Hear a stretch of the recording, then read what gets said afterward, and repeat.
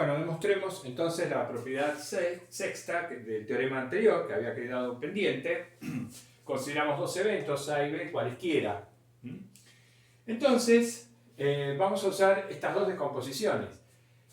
El evento A unión B se puede escribir como A unión este evento, A complemento intersección B. Digamos, el hecho de que estos dos conjuntos sean iguales, uno lo puede ver porque este conjunto está incluido acá y este conjunto está incluido en este. Es muy fácil ver eso. También nos podemos ayudar con un esquema, con un diagrama de Venn.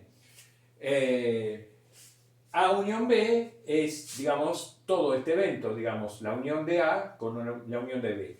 Pero esa unión la podemos describir como la unión de este pedazo, perdón, como la unión del evento A, todo el evento A, más lo que está rayado en azul únicamente, que sería la intersección del evento B con el complemento de A. Entonces, toda la unión se puede escribir como el evento A, unión, este evento, que es la intersección de B con A complemento. Y esa unión es disjunta. Es decir, la ventaja de escribir la unión entre A y B de esta manera es que ahora estos dos eventos son excluyentes. Y entonces la probabilidad de A unión B va a ser la probabilidad de A más la probabilidad de este evento, que es lo que tenemos acá. La igualdad 1, la ecuación 1, me implica que la probabilidad de A unión B es la probabilidad de A más la probabilidad de A complemento de intersección B. Pero por otro lado, en 2, digamos, observemos lo siguiente. El evento B lo puedo describir como esta unión disjunta también. Porque si un elemento está en B, puede ocurrir que esté en A, con lo cual está acá, o bien que no esté en A, con lo cual está acá. Por lo tanto, el evento B está incluido en esta unión. Y claramente esta unión está incluida en el evento B. Entonces, al ser esta una unión entre dos eventos excluyentes, tenemos que la probabilidad de B va a ser la probabilidad de A intersección B más la probabilidad de A complemento intersección B. Entonces, la probabilidad de A complemento intersección B es igual a la probabilidad de B menos la probabilidad de A intersección A. Es decir, pasamos, digamos, para pasar de este miembro a este, usamos justamente la relación 2. La probabilidad de A complemento intersección B la escribimos como la probabilidad de B menos la probabilidad de A intersección B. Entonces, finalmente, así obtenemos el resultado que queríamos probar. Probabilidad de A unión B es la probabilidad de A más la probabilidad de B menos la probabilidad de la intersección. Bien, y un ejercicio sencillo consiste en analizar qué ocurre con la probabilidad de la unión de tres eventos. Ahora consideramos que tenemos tres eventos, A, B y C. ¿Cuál es la probabilidad de que ocurra alguno de los tres eventos? La probabilidad de A unión B unión C, esto es la probabilidad de que ocurra A o bien ocurra B o bien ocurra C. La probabilidad de que ocurra alguno de los tres.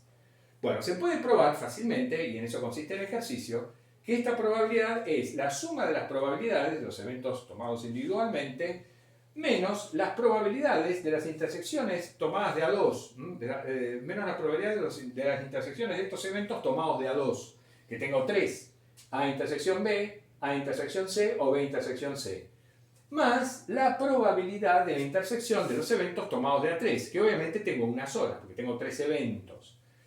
Entonces el ejercicio que ustedes deben resolver consiste en probar esta igualdad, que se cumple esta fórmula.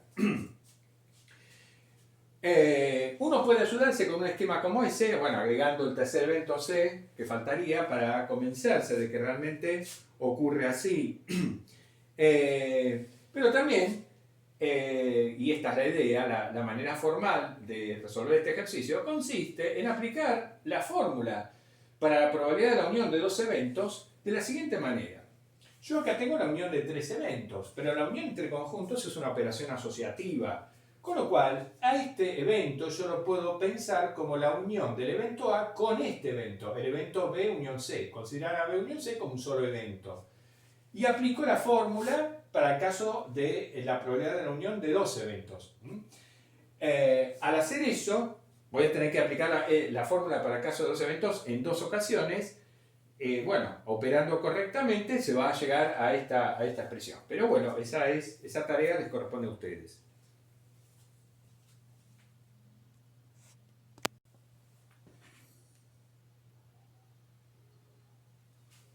Bueno, y esta fórmula, denominada de inclusiones y exclusiones, sería la generalización de lo que vimos recientemente, digamos, la probabilidad de la unión de dos eventos, la probabilidad de la unión de tres eventos. Bueno, acá esta fórmula me indica cómo calcular la probabilidad de la unión de n eventos cualesquiera.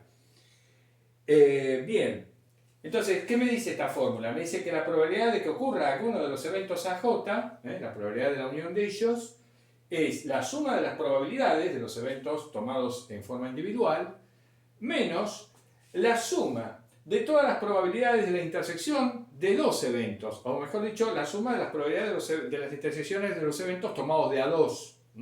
Entonces, acá yo lo que estoy tomando son las probabilidades de las intersecciones de los eventos tomados de a dos, más la suma de todas las probabilidades de las intersecciones de los eventos tomados de A3. Se va alternando, ¿no? Menos, más, menos, etc. Acá vendría la suma de las probabilidades de las intersecciones de los eventos tomados de A4, etc. Y el último término estamos tomando la probabilidad de las intersecciones de los eventos tomados de AN. Como tengo n eventos, tengo una sola intersección, A1, intersección A2, intersección AN. Y el signo del último término, bueno, si n es par va a ser menos 1, si n es impar va a ser 1. Fíjense, en el caso de dos eventos, que nos queda menos 1, menos la probabilidad de A intersección B nos quedaba, ¿no es cierto? En el caso de tres eventos, el ejercicio que está en la pizarra anterior, nos quedaba más, la probabilidad de A intersección B intersección C. Me refiero al último término. Bueno, en la situación general, este es el último término.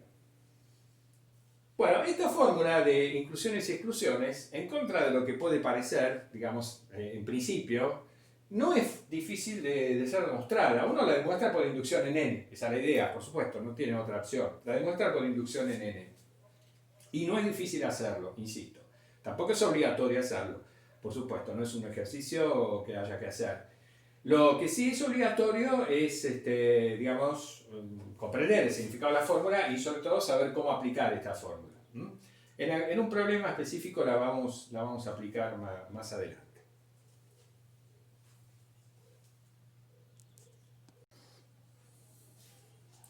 Bueno, vamos a ver a partir de ahora algunos ejemplos de problemas de cálculo de probabilidades.